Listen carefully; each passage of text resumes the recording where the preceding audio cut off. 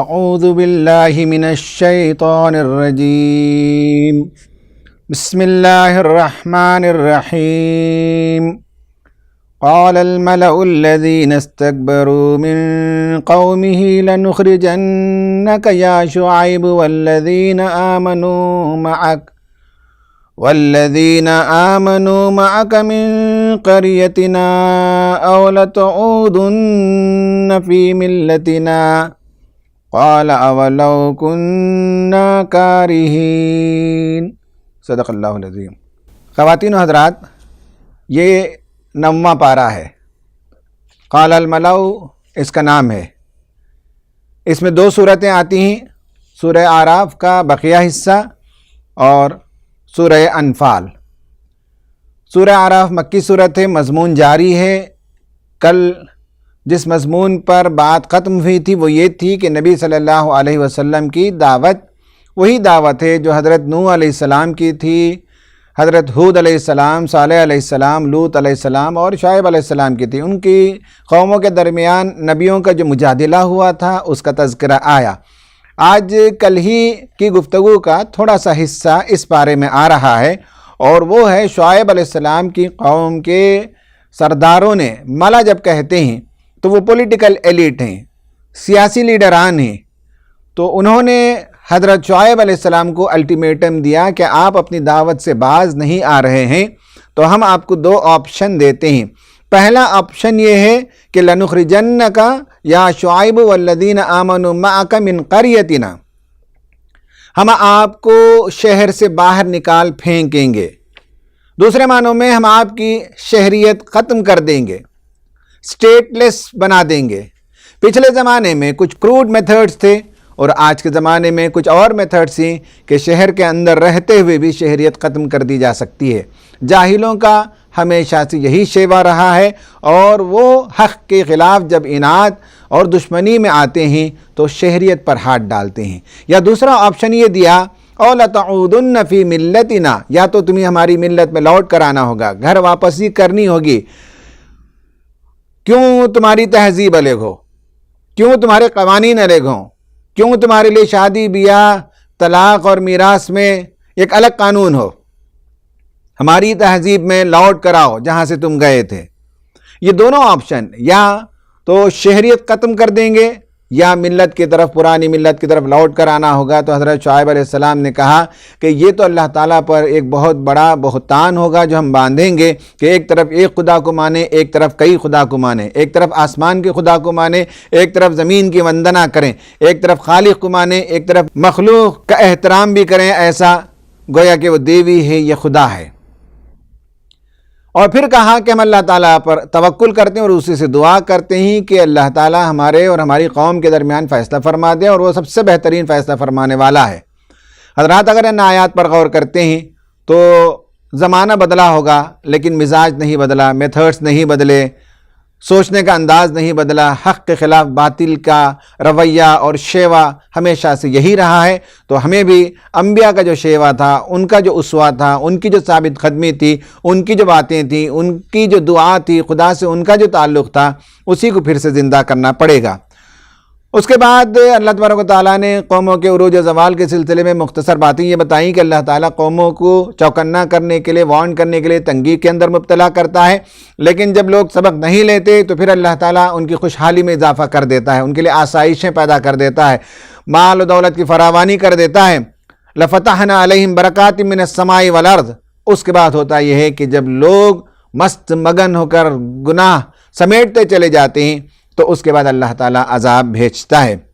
اللہ نے پوچھا کیا اس بات سے وہ مطمئن ہو گئے ہیں کہ دن کے وقت جب وہ کھیل کود میں ہوں اس وقت ہمارا عذاب آئے، انہیں دبوچ لے؟ اللہ تعالیٰ کے عذاب سے کوئی مطمئن ہو کر نہیں بیٹھ سکتا۔ اس کے بعد حضرت موسیٰ علیہ السلام کا قصہ آیا ہے۔ حضرت موسیٰ علیہ السلام کا قصہ قرآن میں 30 جگہوں پر آیا ہے، اس میں 10 جگہوں میں تفصیل آیا ہے، 3 جگہوں پر زیادہ تفصیل سے بات کی گئی ہے، اور اس جگہ سب سے زیادہ تفصیلی واقعہ بیان کیا گیا ہے۔ اس میں 2 مناظر ہیں اور بنی اسرائیل کی زندگی کا ایک تیسرا منظر بھی ہے۔ پہلا منظر شروع ہوتا ہے کہ حضرت موسیٰ علیہ السلام فرعون کے دربار میں پہنچے اور حق کی دعوت پیش کی، فرعون کو بہت ہی برا لگا. اس وجہ سے برا لگا کہ وہ ایک مائنارٹی کمیونٹی سے تھے، وہ ایک غلام قوم سے تعلق رکھتے تھے جسے فرعون نے سیکنڈ کلاس سٹیزن بنا دیا تھا. اس کا استکبار آسمان کو چھو رہا تھا. وہ یہ سوچ رہا تھا کہ کہیں حق ہمارے علاوہ مائنارٹیز کے پاس بھی ہو سکتا ہے جسے ہم نے دبا کر اور کچل کر رکھا ہو. حضرت موسیٰ جب حق کی دعوت لے کر آئے تو استکبار نے اسے حق کو قبول کرنے سے انکار کیا، چونکہ حضرت موسیٰ علیہ السلام ایک ایسی قوم سے متعلق تھے جسے فرعون نے سیکنڈ کلاس سٹیزن بنا دیا تھا. حضرت موسیٰ علیہ السلام کو اللہ تعالیٰ نے 2 معجزے عطا فرمائے، بڑے معجزے، اور کچھ اور معجزے بھی عطا فرمائے. بڑے معجزوں میں سے ایک معجزہ ہے عصائے موسیٰ. حضرت موسیٰ علیہ السلام ایک لاٹھی رکھتے تھے اپنے ساتھ. مجھے ٹرکی جانے کا موقع ہوا، ٹاپ کاپی میوزیم ہے، اسے دیکھنے کا موقع ہوا. وہاں حیرت انگیز چیزیں، تاریخی چیزیں محفوظ رکھی گئی ہیں. بعض چیزوں کو دیکھ کر رونگٹے کھڑے ہو جاتے ہیں. حضرت داؤد علیہ السلام کا لباس ہے، حضرت یوسف علیہ السلام کا کٹورا ہے، نبی صلی اللہ علیہ وسلم کے استعمال میں جو برتن تھے وہ بھی موجود ہیں وہاں. حضرت موسیٰ علیہ السلام کا عصا بھی ہے جو تقریباً 4.5 فیٹ اونچا ہے، تقریباً 1.5 انچ اس کا ڈائیمیٹر ہے، اور 4 فٹ کے قریب ایک ڈنڈی بھی نکلی ہوئی ہے. حصی معجزے انبیاء کو عطا کیے تھے. نبی صلی اللہ علیہ وسلم کو کوئی حصی معجزہ نہیں دیا گیا بلکہ غیر حصی معجزہ دیا گیا. حصی معجزہ کا مسئلہ یہ ہوتا ہے کہ جب تک نبی ہے اس سے معجزہ صادر ہوتا ہے، اس کے بعد وہ لکڑی ہے، اس سے وہ معجزہ صادر نہیں کیا جا سکتا. قرآن ایک ایسا معجزہ ہے جو نبی صلی اللہ علیہ وسلم کے زمانے میں بھی چیلنج تھا اور آج بھی چیلنج ہے. اس جیسا کلام، اس جیسا پیغام، اس جیسا علم کا معدن و مخزن اور رہنمائی کرنے والا پیغام نہیں لایا جا سکتا. تو 2 معجزے لے کر گئے. ایک عصائے موسیٰ، یعنی وہ عصا جب ڈالتے تو اس سے اژدہا نکلتا، اور جادوگروں کے ساتھ جب مقابلہ ہوا تو سانپ، جو ان کی رسیاں تھیں وہ سانپ نظر آتے تھے، ان سب کو وہ نگل گیا. دوسرا معجزہ تھا کہ آپ اپنے ہاتھ کو بغل میں ڈال کر نکالتے تو وہ ید بیضاء، چمکتا ہوا ہاتھ تھا. یعنی ایک معنوں میں یہ پیغام تھا موسیٰ علیہ السلام کا کہ میری دعوت قبول کرو تو تمہاری سلطنت منور ہو جائے گی، اور میری دعوت کو رد کرو گے تو تمہاری سلطنت کے لیے آفت اور خطرہ ہے. فرعون مان کر نہیں دیا. اس نے کہا کہ لوگوں کو جمع کر کے اپنی پارلیمنٹ میں یہ جادو کے بل بوتے پر ہمیں اپنی سلطنت سے بے دخل کرنا چاہتا ہے. حضرات، کبھی تاریخ میں ایسا ہوا ہے کہ جادو سے کسی نے پاور کو گریب کیا ہو، کوئی اقتدار پر پہنچا ہو؟ کہیں تاریخ ایسی ملتی ہے؟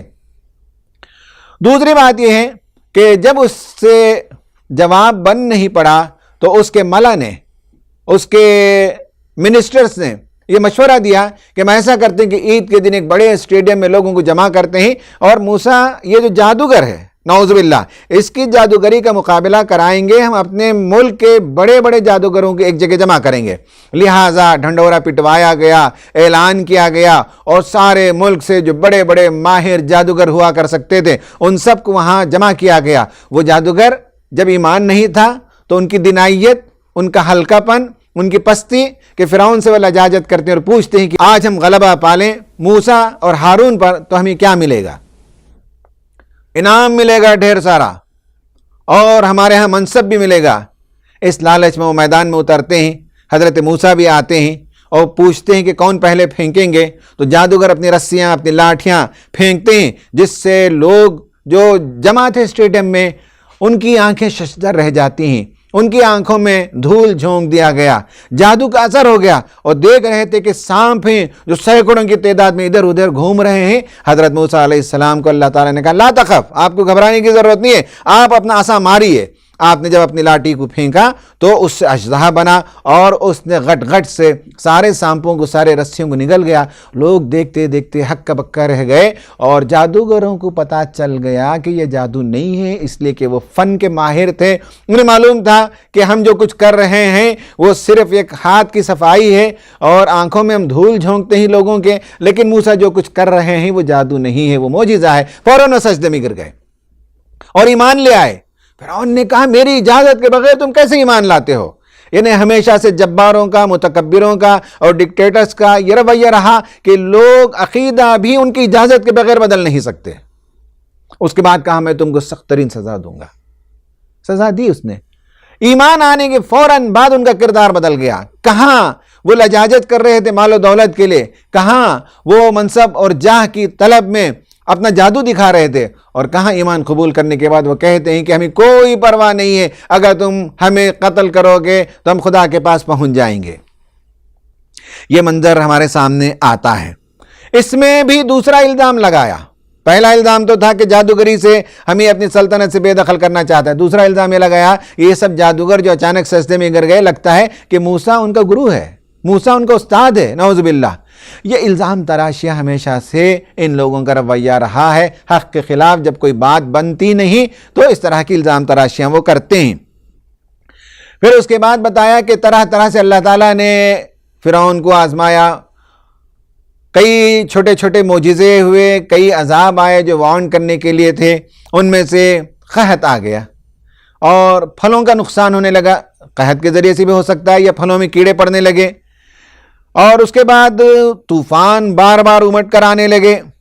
کبھی کبھی ٹڈیوں کا حملہ ہو جاتا تھا اور کافی بڑی تعداد میں شہر کے اندر ٹڈی دل آ جاتے تھے. کبھی جوئیں لوگوں کے سروں میں بہت زیادہ بڑی تعداد میں رینگنے لگتی. کبھی لوگ گھروں میں ایوانوں میں بیٹھے ہوئے ہیں کہ ہر طرف مینڈک پھدکنے لگتے ہیں. کبھی لوگ اپنے پانی پینے کے لیے برتن اٹھاتے تو پانی خون میں بدل جاتا. یہ اور اس طرح کے بہت سے معجزے آئے. جب بھی کوئی معجزے آتے تو فرعون بلاتا اور کہتا کہ تم اپنے رب سے دعا کرو، اگر یہ بلا ٹل گئی تو ہم ایمان لے آئیں گے. لیکن جب بلا ٹل جاتی تو پھر اپنی پرانی روش پر وہ قائم ہو جاتا. انسانوں میں بہت سے لوگ ایسے ہوتے ہیں، تکلیف آتی ہے تو خدا سے بہت وعدے کرتے ہیں، منت سماجت کرتے ہیں. تکلیف جب دور ہو جائے تو اس طرح سے وہ بھول جاتے ہیں جیسے کبھی انہوں نے خدا کو پکارا ہی نہیں تھا. اب جب یہ دیکھا تو فرعون کے درباریوں نے ایک دن پارلیمنٹ میں کہا، وقال الملأ من قوم فرعون، قوم فرعون کے جو ملا تھے انہوں نے کہا، اتذر موسیٰ وقومہ لیفسدوا فی الارض وَيَذَرَكَ وَآلِهَتَكَ، اے جہاں پناہ کیا آپ موسیٰ اور اس کی قوم کو یوں ہی آزاد چھوڑ دیں گے کہ زمین میں فساد پھیلاتے رہیں؟ خواتین و حضرات، امن کی بات کرنا فساد معلوم ہوتا ہے باطل کو، انصاف کی بات کرنا فساد معلوم ہوتا ہے، انسانوں کے درمیان اونچ نیچ کے بغیر مساوات کی تعلیم دینا انہیں فساد معلوم ہوتا ہے. جب فسادیوں کا مزاج بگڑ جاتا ہے تو انصاف ان کو فساد نظر آنے لگتا ہے اور ان کا فساد امن نظر آنے لگتا ہے. تو کہا فرعون نے کوئی بات نہیں ہے، موسیٰ اور اس کی قوم کو ہم دیکھ لیں گے. اور اس نے کہا کہ ہمارے لیے یہ کام آسان ہے، سنقتل ابناءہم، ہم ان قریب ان کے لڑکوں کو قتل کر دیں گے، ونستحیی نساءہم، اور ان کی عورتوں کو زندہ رہنے دیں گے، وَإِنَّا فَوْقَهُمْ قَاهِرُونَ، ہم ان پر غلبہ رکھتے ہیں، اکثریت ہماری ہے، میجورٹی ہماری ہے، قانون ہمارا ہے، ڈیپ سٹیٹ ہمارا ہے، جوڈیشری بھی ہمارے قبضے میں ہے، میڈیا بھی ہم جیسے بولے ویسے گائے گا، ساری چیزیں ہماری ہیں. وَإِنَّا فَوْقَهُمْ قَاهِرُونَ، ہم ان پر غلبہ رکھتے ہیں. اس کے بعد حضرت موسیٰ علیہ السلام نے اپنی قوم کو جمع کیا، ایک بڑا خطاب عام کیا. اس میں انہوں نے قوم سے کہا کہ اے میری قوم کے لوگوں، اللہ سے مدد چاہو، اللہ کی مدد کے بغیر یہ مصیبت ٹلنے والی نہیں، اس آزمائش میں پورے نہیں اتر سکتے. اس میں تفصیل سے اور آگے ہے کہ نمازوں کا اہتمام کرو، گھروں کو قبلہ بنا لو، گھروں ہی میں مسجدیں بنا لو، نمبر 1. دوسرا کہا کہ صبر کا رویہ اختیار کرو، واویلا نہ مچاؤ، جلدی نہ کرو. تیسرا دیکھو کہ زمین کی حکومت کے سلسلے میں اللہ تعالیٰ کا ایک قانون ہے، وہ جسے چاہتا ہے دیتا ہے اور جس سے چاہتا ہے چھین لیتا ہے. میراث اس کی ہے اور وہ بعض مصلحتوں سے کسی کو اقتدار دیتا ہے، کسی اقتدار سے نیچے کر دیتا ہے. لیکن یاد رکھو تقویٰ کی روش پر جو لوگ قائم رہیں گے انہی کا انجام صحیح ہونے والا ہے. بہت بڑے خطاب عام کے نقطوں کو اللہ تعالیٰ نے 4 پوائنٹس میں بیان کر دیا. اس کے بعد دوسرا منظر شروع ہوتا ہے کہ جب یہ سب کچھ ہوا تو اللہ تعالیٰ نے حضرت موسیٰ علیہ السلام کو نکال لے گیا وہاں سے اور فرعون اور اس کی پوری سلطنت، اس کے ایوان ڈوب گئے، اس کا لشکر ڈوب گیا۔ حضرت موسیٰ علیہ السلام مائیگریٹ کر کے جا رہے تھے وادی سینا میں، تو ایک گاؤں سے ان کا گزر ہوا جہاں کچھ لوگ بچڑے کی پوجا کرتے تھے، کافی بڑی تعداد میں نکلے تھے۔ تاریخ دان لکھتے ہیں کہ 1 ملین کی آبادی تھی، 10 لاکھ کی آبادی تھی، بہرحال جتنی بھی رہی ایک کافی بڑی تعداد اپنی قوم کو لے کر چلے، اور راستے میں کچھ لوگوں نے اس طرح کی بےہودہ حرکتوں کو دیکھا، پھر اس کے بعد وادی سینا میں پہنچے تو اللہ تبارک و تعالیٰ نے وہاں حضرت موسیٰ علیہ السلام اور ان کی قوم کے لیے کھانے پینے کا اور سائے کا، بہت سی چیزوں کا انتظام کیا، اور حضرت موسیٰ علیہ السلام کو بلایا کوہ طور پر تاکہ آپ کو شریعت دے، آپ کو پیغام دے۔ 1 مہینے کے لیے بلایا، حضرت موسیٰ علیہ السلام 10 دن پہلے پہنچ گئے، گویا کہ 40 دن وہاں بیٹھے رہے عبادت کرتے ہوئے۔ اسی دوران آپ نے اللہ تعالیٰ سے خواہش ظاہر کی کہ میں دیکھنا چاہتا ہوں تجھے۔ یہ دوسرا منظر ہے، پہلا منظر تو مصر کا تھا، اب یہ دوسرا منظر وادی سینا کا ہے۔ حضرت موسیٰ علیہ السلام نے جب خواہش ظاہر کی تو اللہ تعالیٰ نے کہا کہ میری ذات ایسی ہے کہ کسی کی نگاہوں میں سما نہیں سکتی، تمہارا اصرار ہے تو سامنے والی چٹان پر نگاہ ڈالو، وہاں ہم اپنی تجلی ظاہر کرتے ہیں، اگر وہ پہاڑ اپنی جگہ رک جائے تو تم مجھے دیکھ سکتے ہو، ورنہ مجھے دیکھ نہیں سکتے۔ ہوا یہ کہ اللہ تعالیٰ نے اپنی ایک تجلی ظاہر کی اور پہاڑ جو ہے جل کر پھٹ گیا، اور حضرت موسیٰ علیہ السلام بے ہوش ہو کر گر پڑے۔ پھر جب افاقہ ہوا تو اللہ تعالیٰ کے حضور توبہ کرنے لگے، معافی مانگنے لگے کہ میں نے بڑی جسارت کر دی۔ اللہ تعالیٰ نے کہا کہ دیکھو میں نے تم کو رسول بنایا، تمہیں ہم کلامی کا شرف عطا کیا، یہ بہت بڑی چیزیں ہیں، اس کا شکر ادا کرو، یہ تمہارے لیے کافی ہونا چاہیے۔ اس کے بعد وہاں سے وہ شریعت کی تعلیمات تختیوں میں لکھ کر اللہ نے دیا تو لے کر آئے۔ جاتے وقت اپنے بھائی حضرت ہارون علیہ السلام کو اپنی نیابت کے لیے ذمہ دار بنا کر گئے تھے۔ واپس جب آئے تو دیکھا انہوں نے کہ ان کی قوم کے اندر ایک بڑی برائی آ گئی۔ سامری نام کا ایک آدمی تھا حضرت موسیٰ کی قوم کا، اس نے کہا کہ دیکھو موسیٰ تم کو لا کر جنگل و بیابان میں چھوڑ کر چلے گئے، اب کوئی تمہارا پوچھنے والا نہیں اور تمہارا خدا بھی نہیں ہے، لاؤ تم اپنے زیوروں کو سونے کو، میں اسے پگھلا کر تمہارے لیے خدا بناتا ہوں۔ نعوذ باللہ، عورتوں سے اس نے سب زیور اور سب جمع کیے اور اس سے ایک بچھڑا بنایا۔ وہ بچھڑا ایسے بنایا کہ جب ہوا چلتی تھی تو پائیں پائیں کی آوازیں آتی، کہتا کہ دیکھو تمہارا بھگوان بات کر رہا ہے، اور لوگ اس کی پوجا میں لگ گئے۔ ایک حصہ بنی اسرائیل کا حضرت ہارون علیہ السلام نے روکا صحیح، لیکن لوگ ان کے قتل پر آمادہ ہو گئے تھے۔ حضرت موسیٰ علیہ السلام جب آئے اور دیکھا تو بہت غضبناک ہو گئے، بہت غضبناک ہو گئے، اگر دونوں تختیوں کو اٹھا کر پٹخ دیا اور اپنے بھائی کے سر کے بال کو پکڑ کر کھینچا اور کہنے لگے کہ تم نے بہت ہی بری نیابت کی، کیا اسی لیے میں تم کو قوم کے درمیان چھوڑ کر گیا تھا کہ میری مباحد قوم مشرک بن جائے؟ ہارون علیہ السلام نے کہا کہ میری ماں کے بیٹے ایسا نہ کر، سمجھ وہ ہوا یہ کہ میں نے روکا اور یہ مجھے قتل کرنے کے لیے تیار ہو گئے، اور اگر یہ قتل کر دیتے تو قوم کا وہ حصہ جو میرے ساتھ تھا، توحید پر تھا، ان پر بھی ان کی سرداری ہو جاتی تھی، اس لیے میں نے تیرے آنے تک انتظار کیا۔ حضرت موسیٰ علیہ السلام کا غضب جب ٹھنڈا ہوا، تختیوں کو اٹھا لیا اور سامری سے بھی گفتگو کی، سورہ طٰہٰ میں اس کی تفصیلات آتی ہیں۔ اس کے بعد حضرت موسیٰ علیہ السلام کو بہت افسوس ہوا اپنی قوم کے اس کرتوت پر۔ 70 سرداروں کو جمع کیا، ان کو لے گئے پہاڑ پر معافی مانگنے کے لیے، مگر وہاں جا کر یہ 70 سرداروں نے شرارت کی اور اللہ تعالیٰ کو دیکھنے کا مطالبہ کیا۔ اللہ تعالیٰ نے ان سب کو بے ہوش کر دیا۔ حضرت موسیٰ علیہ السلام گڑ گڑا کر دعا کرنے لگے کہ پروردگار، ان میں سے کچھ جاہل تھے جنہوں نے یہ گستاخی کر دی، اب اگر یہ مر جائیں گے تو میری قوم مجھ سے کیا کہے گی کہ موسیٰ 70 سرداروں کو پہاڑ کے دامن میں لے جا کر مروا دیا۔ رب تو ہمیں معاف کر دے، تو سب سے بہترین معاف کرنے والا اور تو رحم کرنے والا ہے۔ تو اللہ تعالیٰ نے کہا کہ ٹھیک ہے، میں تمہاری دعا قبول کرتا ہوں، میری رحمت ہر چیز پر وسیع ہے، میں سزا بھی دیتا ہوں۔ پھر اس کے بعد اللہ تعالیٰ نے کہا کہ یہ جو میری رحمت ہے تمہاری قوم کے ان لوگوں کو ملے گا جو آج ہیں، اور آگے بھی جب جب لوگ تمہاری قوم کے وعدہ پورا کریں گے، عہد کو پورا کریں گے، زکوٰۃ دیں گے، اور جو جو نبی آئے گا اس پر ایمان لے آئیں گے، ان سب کو میری رحمت ہوگی، بالخصوص وہ نبی جس کے آنے کی پیشین گوئی ان کتابوں میں موجود ہے، یعنی تورات میں اور آگے دوسری کتابوں میں موجود ہے، اسے جب پائیں گے تو اس نبی پر وہ ایمان لے آئیں گے۔ یعنی نبی صلی اللہ علیہ وسلم جو کتابوں میں پیشین گوئی تھی اس کے مطابق نبی موعود تھے جو لوگوں کے درمیان آئے، تو اللہ تعالیٰ نے فرمایا کہ النبی الامی الذی یجدونہ مکتوبا عندہم فی التوراۃ والانجیل، نبی امی وہ جس کا ذکر اپنی کتابوں میں تورات اور انجیل میں لکھا پاتے ہیں، یأمرہم بالمعروف، وہ لوگوں کو نیکی کا حکم دیتا ہے، وینہاہم عن المنکر، اور لوگوں کو برائی سے روکتا ہے، ویحل لہم الطیبات، اور ان کے لیے پاکیزہ چیزوں کو حلال کرتا ہے، ویحرم علیہم الخبائث، اور خبیث اور بری چیزوں کو ان پر حرام کرتا ہے، ویضع عنہم اسرہم، اور جو بوجھ وہ لادے ہوئے تھے اسے ان کے پیٹھوں سے اتارے گا، والاغلال التي كانت علیہم، اور زنجیریں جو انہوں نے باندھ لیے تھے، جو تشدد کی وجہ سے، شدت پسندی کی وجہ سے اپنے مزاج میں جو شریعت کو انہوں نے تنگ کر لیا تھا، ان سب کو آ کر وہ زنجیروں کو توڑے گا۔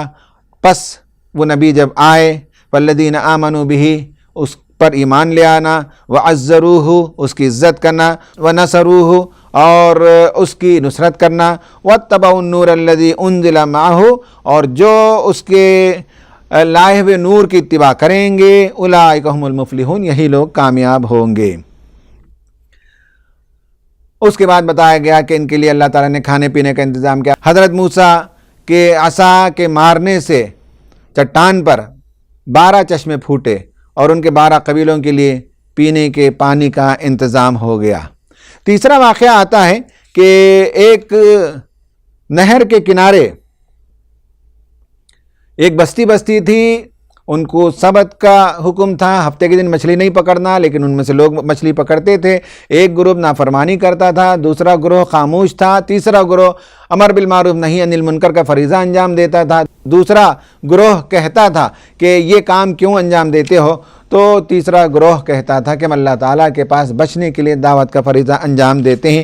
آخرکار اللہ تعالیٰ نے پہلے اور دوسرے دونوں گروپس کو سزا میں مبتلا کیا، اور تیسرے گروپ کو اللہ تعالیٰ نے بچا لیا۔ اللہ تعالیٰ نے پوچھا کہ 2 میثاق کو تم نے توڑا اہل کتاب نے، ایک میثاق جبل اور ایک میثاق ازل، پہاڑ پہ لے جا کر تمہارے سرداروں سے ہم نے عہد لیا تھا، میثاق لیا تھا، اس کو بھی توڑا، اور ایک یہ ہے کہ حضرت آدم کی پشت سے پیدا ہونے والے جتنے انسان تھے ان سب سے ہم نے عہد لیا تھا، عہد ازل جسے کہتے ہیں، الست بربکم، وہاں بھی تم نے عہد کیا تھا، اس کی صدا تمہارے من کے اندر موجود، ضمیر کے اندر موجود ہے، لیکن اسے بھی تم نے فراموش کر دیا۔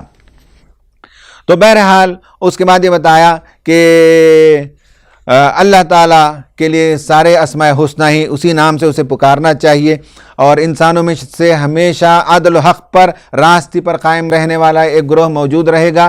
یہودیوں کے بارے میں، اہل کتاب کے بارے میں بتایا کہ ان میں سے بھی بعض لوگ ہیں جو حق کی گواہی دیتے ہیں اور راستی کے ساتھ انصاف کرتے ہیں۔ پھر اس کے بعد بتایا کہ توحید پر قائم رہنے کے بجائے جب لوگ دنیا پرست ہو جاتے ہیں تو ان کی مثال کتے کی سی ہو جاتی ہے، اور بتایا کہ کتا ہمیشہ سے زبان اس کی جو لٹکتی ہے وہ اشارہ دیتا ہے کہ وہ بھوکا ہے، کھایا ہوا ہو تب بھی مزید کی طلب ہوتی ہے، اور خالی پیٹ ہو تب بھی مزید کی طلب ہوتی ہے۔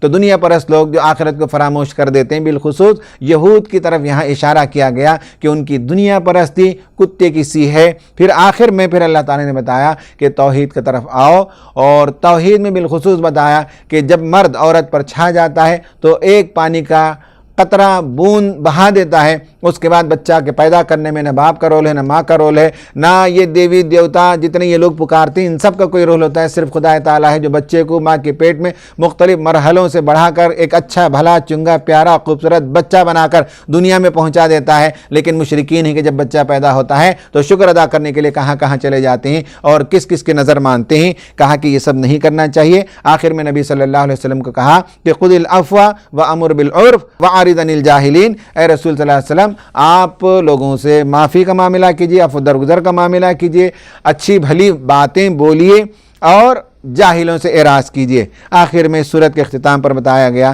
کہ اللہ تعالیٰ نے یہ جو کتاب بھیجی ہے، یہ کتاب ھذا بصائر من ربکم وہدی ورحمۃ لقوم یؤمنون، یہ فوڈ فار تھاٹ ہے، یہ فوڈ فار ایکشن ہے، اور اس میں ہیومن سینٹیمنٹس کے لیے کافی مواد اور ٹھنڈک موجود ہے۔ اس پر یہ سورت ختم ہوتی ہے، اور اس کے بعد دوسری سورت شروع ہوتی ہے، سورہ انفال۔ یہ بھی دوسرے گروپ ہی کی ایک سورت ہے، لیکن یہ سورت مدنی ہے، اور اس سورت کی شروعات یہ ہے کہ جنگ بدر کا واقعہ اس میں بتایا گیا۔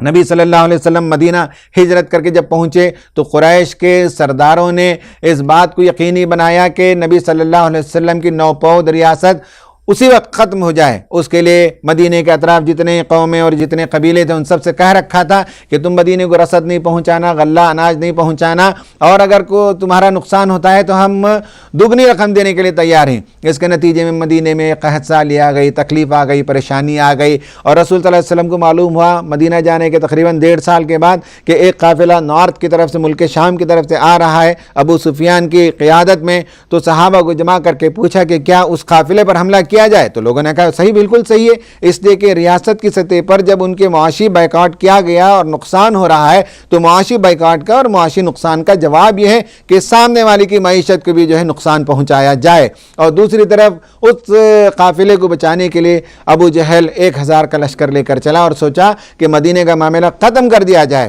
اور مدینے سے 70-80 کلومیٹر دور ایک چھوٹا سا گاؤں تھا بدر، آج بھی چھوٹا سا ہی گاؤں ہے، وہاں آ گئے اور نبی صلی اللہ علیہ وسلم نے بھی تیاری کی۔ اللہ نے حکم دیا کہ بجائے اس کے کہ تجارت کا جو قافلہ آ رہا ہے اس کے بجائے جنگ لڑنے کے لیے جو قافلہ مکہ سے چلا ہے اس کے ساتھ مٹ بھیڑ ہونی چاہیے۔ تو رسول صلی اللہ علیہ وسلم نے نارتھ کے بجائے ساؤتھ کی طرف رخ کیا، بدر کے مقام پر آ کر انہوں نے پڑاؤ کیا اور جنگ کا پورا نقشہ بنایا، کہاں پہلے رکنا چاہیے یہ طے کیا، پانی کہاں جمع کرنا چاہیے یہ دیکھ لیا، پھر اس کے بعد اپنے آپ نے ٹینٹ بنایا جسے آج مسجد عریش کہتے ہیں، اور دن بھر ساری تیاری کرنے کے بعد رات میں اللہ کے حضور آپ صلی اللہ علیہ وسلم گڑ گڑا کر دعا کرنے لگے کہ اے رب، یہ میری محنت کا ثمرہ ہے، یہی مٹھی بھر لوگ ہیں، اگر کل میدان جنگ میں مارے جائیں تو قیامت تک تیرا نام لینے والا کوئی نہیں ہوگا۔ حضرت ابوبکر ساتھ میں کھڑے تھے، بار بار رسول اللہ دعا کر رہے تھے۔ حضرت ابوبکر نے کہا یا رسول اللہ سر اٹھائیے۔ اس کے بعد اگلے دن جنگ ہوئی، اس جنگ میں ادھر 1000 لوگ تھے اور ادھر 313 تھے۔ رسول اللہ نے اس میں سے 10% لوگوں کو ریزرو فورس کی حیثیت سے اپنے پاس رکھ لیا، باقی لوگوں کی 3 صفیں بنا دی۔ پہلی صف کے لوگ تلوار سے لڑنے والے، دوسری صف کے لوگ تیر سے لڑنے والے، تیسری صف کے لوگ نیزے اور بھالے سے لڑنے والے۔ بہرحال ایسی زبردست جنگ کی پلاننگ کی، اور جنگ کے میدان میں جہاں آپ نے نماز ادا کی، آپ کے قبلے کی طرف، آپ کے سامنے کی طرف ایک پہاڑ ہے، آج بھی موجود ہے، وہاں فرشتوں کا نزول ہوا، فرشتوں کی مدد ملی، اور اس کے نتیجے میں وہ جنگ ایسی زبردست جنگ ہوئی جس میں کفار و مشرکین کے بڑے بڑے سردار مارے گئے، اور مسلمانوں میں بھی 14-15 صحابہ شہید ہوئے، اور وہ جنگ مسلمان جیت گئے، اور کفار کے لیے بڑی شکست کا، بڑی رسوائی کا اور بڑی ذلت کا سبب بنی۔ وہاں سے وہ لوٹ گئے۔ تو اس پر یہ کمنٹ ہے، بتایا اس کی شروعات اس طرح سے ہوتی ہے کہ مومنین وہ ہوتے ہیں جن کے سامنے اللہ تعالیٰ کا کلام پڑھا جائے تو ان کے دل لرز جاتے ہیں، ان کا ایمان بڑھ جاتا ہے، ان کا توکل بڑھ جاتا ہے، وہ نماز قائم کرنے لگتے ہیں، وہ انفاق دینے لگتے ہیں۔ اور مومنوں سے کہا کہ تم رسول کی اطاعت صدق دل سے کرو، صحیح طور پر کرو۔ اطاعت کے 4 لیولز ہیں، سمجھ لیجئے۔ اطاعت کے لیے سب سے پہلے سننا ہے، مشرکین اور کافر سنتے نہیں۔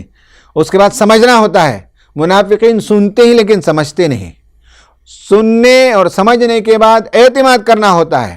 جو کمزور ایمان والا ہوتا ہے وہ رسول اللہ کی بات کو سمجھتا ہے لیکن اعتماد نہیں کرتا، لیکن ایک صادق مسلم وہ ہوتا ہے جو تقاضے پورے کرتا ہے۔ سننا، سمجھنا، اعتماد کرنا اور تقاضے پورے کرنا، یہ اطاعت رسول کے 4 سٹیجز ہیں۔ ایک پکا صادق مسلمان وہ اللہ کے رسول صلی اللہ علیہ وسلم پر کامل یقین رکھتا ہے اور تقاضوں کو پورا کرنے کے لیے تیار ہو جاتا ہے۔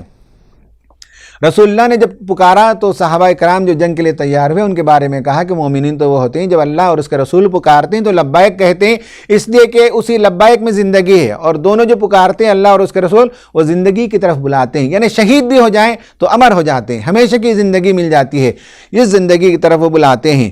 اور کہا کہ یہ جو جہاد مسلمانوں نے کیا اور آگے بھی زندگی میں جب بھی کوئی کشمکش ہوگی، اس کشمکش کی ایک وجہ یہ ہوتی ہے کہ اللہ تبارک و تعالیٰ جب کسی قوم میں برائیاں ہوتی ہیں اور سزا بھیجتا ہے تو برائی کرنے والوں کو بھی سزا دیتا ہے، برائی کو دیکھ کر خاموش ٹھنڈے پیٹوں برداشت کرنے والے کو بھی سزا دیتا ہے۔ اس لیے جو مومنین اور متقی ہوتے ہیں اور وہ اللہ تعالیٰ کے راستے میں جب لڑتے ہیں تو اس کی وجہ یہ ہوتی ہے کہ وہ سمجھتے ہیں کہ اللہ تبارک و تعالیٰ کی سزا سے بچنے کا یہی ایک طریقہ ہے۔